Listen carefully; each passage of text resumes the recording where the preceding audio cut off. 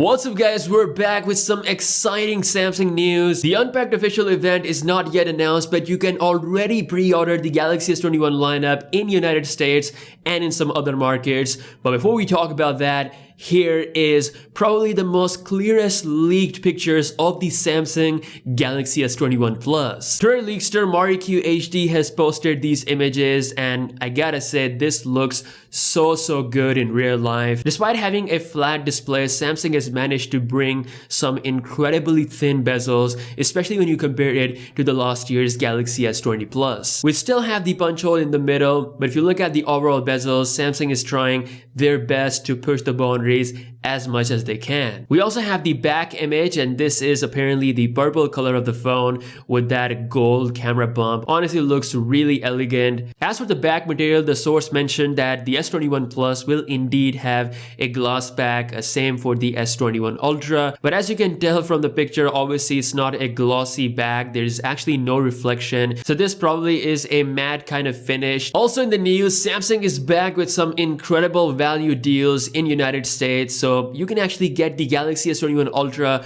for just $600. Samsung will be providing some incredible trade-off deals with up to $700 off if you trade your Note 20, Note 20 Ultra, or any Galaxy S20 model. $350 for the 2018 flagships, with the rest of the stuff $250 and below. Again, this is only exclusive to United States markets, so definitely for other markets things could be different. Now, like I said, the pre-order for the S21 series is actually open, even though Samsung has yet to announce the official date for the Unpacked event. There are also some other benefits to pre-order, like getting $60 off on things like watches and earbuds. So definitely Samsung is bringing some cool value to their US users, which is very interesting because they might be making up for removing the charger from the phone's box. As we already know, Samsung recently deleted their mocking videos and posts of Apple, and the reason why they did that is pretty obvious. The first brand after Apple to remove the charger inside the box is Xiaomi with their Xiaomi Mi 11, but they did something very interesting. They're actually selling both units, one with charger and one without charger, so they're actually leaving it up to the consumer to decide, and both of these two models cost the same amount. When it comes to Samsung, I personally think they're not gonna do something like that. Also, we have some disappointing news regarding the Galaxy A72. Apparently, according to Geekbench 5 listing, the A72 is rocking a